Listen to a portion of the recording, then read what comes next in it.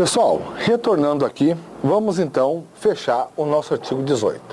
Então, o contexto dele é bem simples. O servidor teve alterado seu município de exercício, em virtude de diversos institutos, remoção, redistribuição, requisição, cessão ou colocação em exercício provisório. Em virtude disso, ele terá um prazo para reiniciar o exercício na nova sede e nesse prazo computado, evidentemente, deslocamento.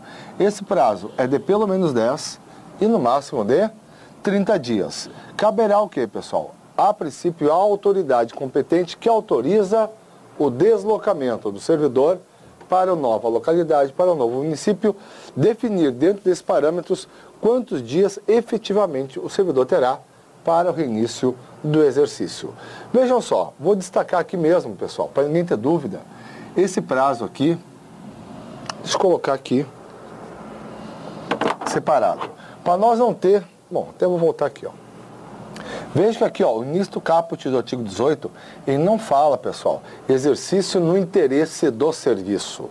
Ou seja, de forma bem simples, vou colocar assim, os prazos do artigo 18. Opa.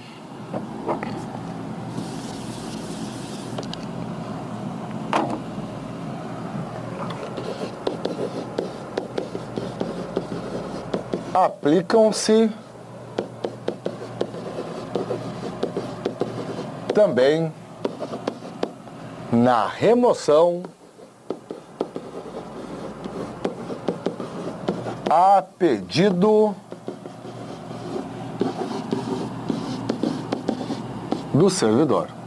Então, mesmo quando a servidão se dá, a remoção se dá no interesse do servidor, tem incidência os prazos de no mínimo 10 e de no máximo 30 dias fixados no caput do artigo 18. Pessoal, tem mais dois parágrafos aqui que vale a pena a gente analisar. O primeiro é bem tranquilo. Na hipótese do servidor encontrar-se em licença ou afastado legalmente, o prazo que se refere a esse artigo será contado a partir do término do impedimento.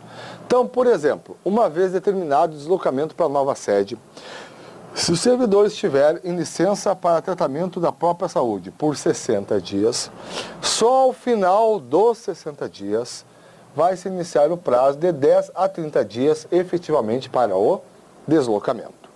Pois bem, e fechando aqui o artigo 18, temos o parágrafo 2º.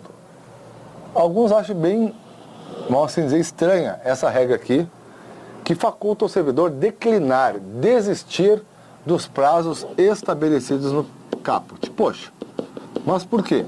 Será que esse período é não remunerado? Não. Esse período aí para o deslocamento e reinício do exercício é remunerado. Mas então o que levaria um servidor a desistir dos prazos estabelecidos no caput? Eu vou trazer um exemplo para vocês bem simples. Hoje, talvez a maioria de vocês saiba, mas na Receita Federal as remoções a pedido são basicamente fruto de um concurso de remoção. E o concurso de remoção é uma acumulação de tempo de serviço multiplicado pelo peso da localidade. Então, digamos que um servidor quer se mudar para uma cidade extremamente disputada como Florianópolis. Ele tem 10 anos de Receita Federal, mas atualmente está localizado numa cidade de peso 1. Pois bem, aí ele entra no concurso de remoção pedindo para ser deslocado para uma cidade de piores condições de vida, uma cidade de peso 2. Pois bem, ele consegue a vaga pleiteada no concurso de remoção. E o interesse dele, a princípio, é iniciar o exercício o mais rápido possível na cidade peso 2, para que num próximo concurso de remoção ele tenha o máximo de tempo possível multiplicado por 2, para ter mais chances, então, de chegar na localidade final onde ele deseja, que no nosso exemplo é Florianópolis. Então, é só um exemplo de hipótese de aplicação do parágrafo 2º do artigo 18. Seguindo aqui, pessoal, um artigo bem tranquilo, é o artigo 19. O que diz ele? Os servidores cumprirão jornada de trabalho fixada em razões de atribuições pertinentes aos respectivos cargos, respeitada a duração máxima do trabalho semanal de 40 horas e observados os limites mínimo e máximo de 6 e 8 horas diárias, respectivamente. Pessoal, indo aqui para o artigo 2º, só para desde agora destacar que o disposto nesse artigo não se aplica à duração de trabalho estabelecida em leis especiais. Então, vamos voltar aqui bem tranquila, creio eu, essa regra aqui. Eu tenho uma jornada semanal máxima na esfera federal de 40 horas, 40, não 44. 40 horas semanais, sendo que diariamente um mínimo de 6 e o máximo de 8 horas diárias.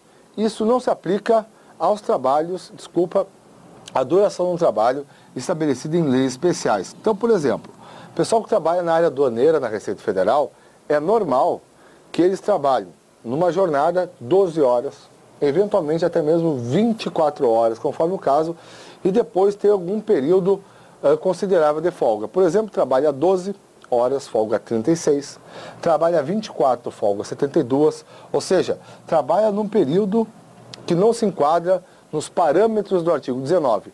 É possível? Claro que é possível, desde que seja estabelecido em lei. Pois bem, e aí voltando aqui, temos o parágrafo 1º do artigo 19, que diz: o ocupante de cargo em comissão ou função de confiança, o ocupante de cargo em comissão ou função de confiança, já foi questão, pessoal. Essa regra aplica-se também aos titulares de cargos efetivos? Claro, desde que eles estejam, no caso, exercendo uma função de confiança.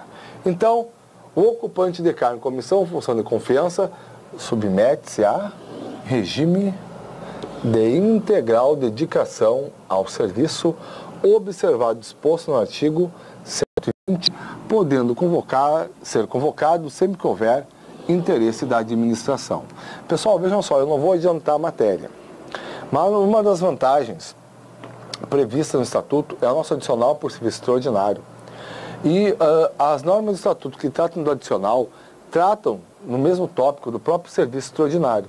Então, os requisitos pelos quais alguém pode exercer serviço extraordinário, ou seja, fora da sua jornada normal de trabalho, eles são excepcionados para o servidor ocupante de cargo em comissão ou função de confiança, já que ele pode ser convocado sempre que houver interesse da administração. Então, eu só vou ressalvar isso aqui agora, por enquanto, e depois nós vamos voltar a essa regra quando analisarmos o artigo 120.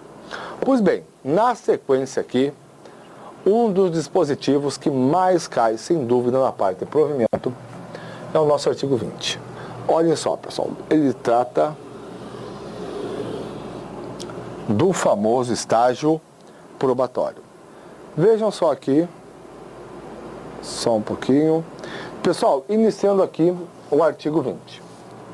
Ao entrar em exercício, o servidor nomeado para cargo de provimento efetivo ficará sujeito a estágio probatório por período de 24 meses, durante o qual sua aptidão e capacidade serão objeto de avaliação para o desempenho do cargo, observados os seguintes fatores. Então, olhem só aqui, pessoal, artigo 20.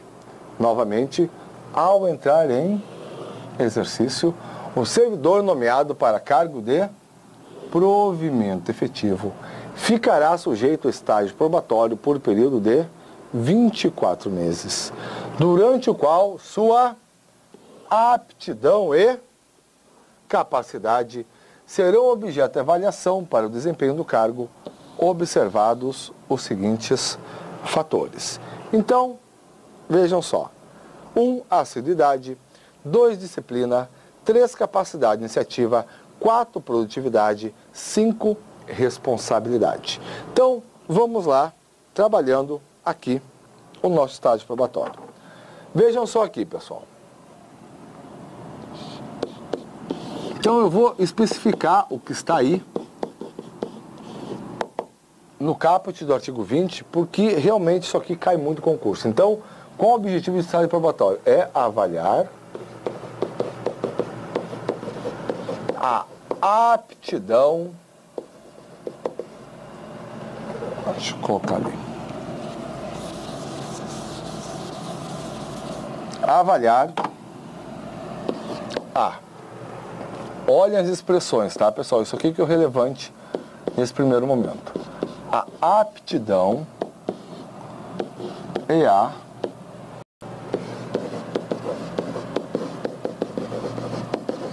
capacidade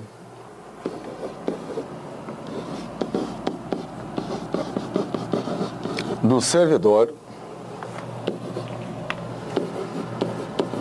para o desempenho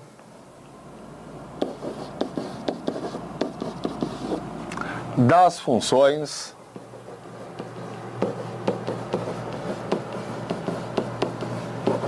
do cargo, de acordo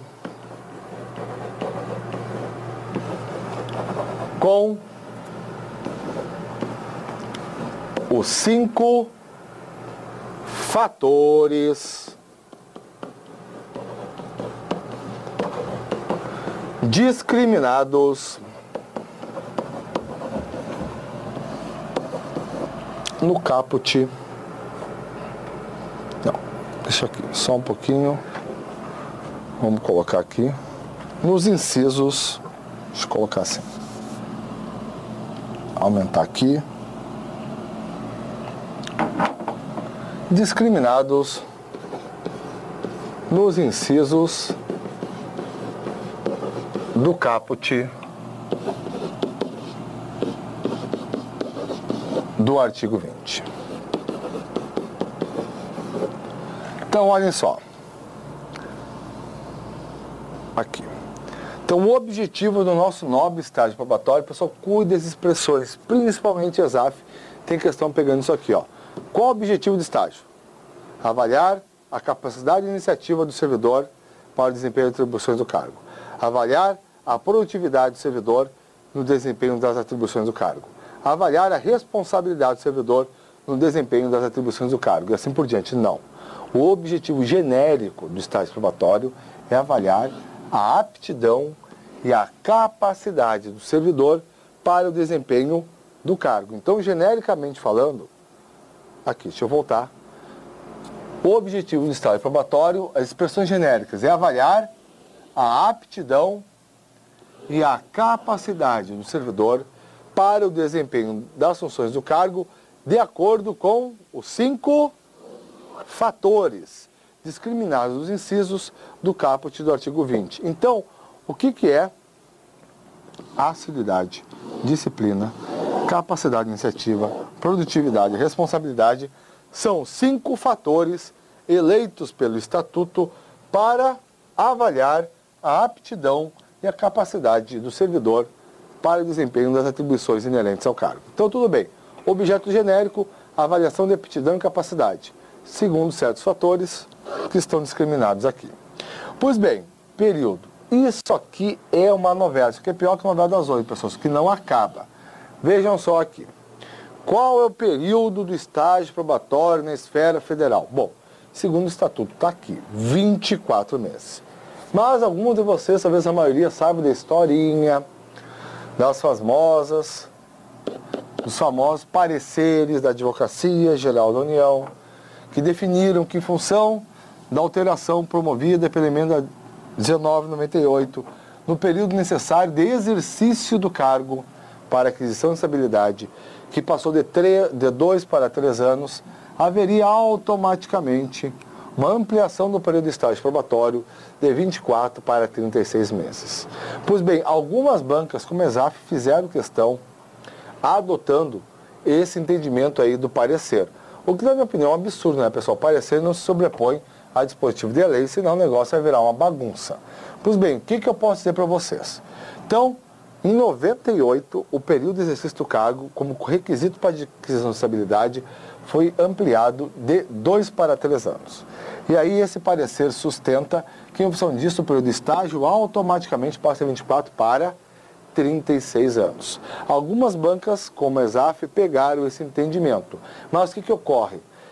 Foi tentada uma alteração formal na 8290 na MP 441. E no final, qual foi a alteração? A ampliação formal do período de 24 para 36. Só que essa alteração caiu quando a MP 441 foi analisada no Senado. Então vejam só, em virtude dessa alteração, dessa reprovação da tentativa de alteração, não tem outro entendimento, na minha opinião, que a gente possa dar, a não ser que o período de estágio na esfera federal é 24 meses. E é isso que consta expressamente no Estatuto. Pessoal, vamos parar aqui, damos prosseguimento na próxima aula.